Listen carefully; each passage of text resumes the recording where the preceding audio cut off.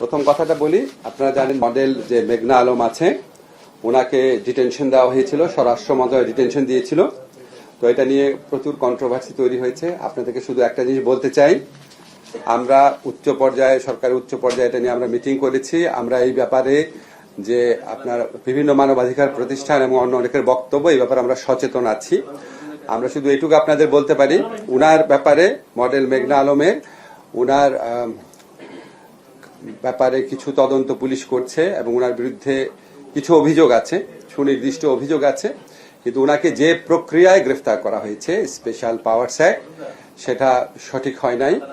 তো উনার যদি কোনো অপরাধ থাকে, সেই অপরাধের প্রেক্ষিতে যথাযথভাবে স্বরাষ্ট্র মন্ত্রণালয় ব্যবস্থা গ্রহণ করবে। শুধু আপনাদের আমি এটুকু বলতে পারি এবং এটুকু আমরা স্বীকার করছি, গ্রেফতারের প্রক্রিয়াটা ঠিক হয় নাই।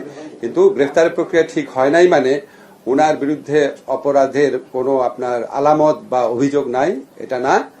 সেরকম কিছু আছে, সেটার প্রেক্ষিতে করণীয় কি আছে সেই ব্যাপারে স্বরাষ্ট্র মন্ত্রণালয় আপনারা খুব অচিরেই দেখবেন, স্বরাষ্ট্র মন্ত্রণালয় উপযুক্ত ব্যবস্থা গ্রহণ করবে।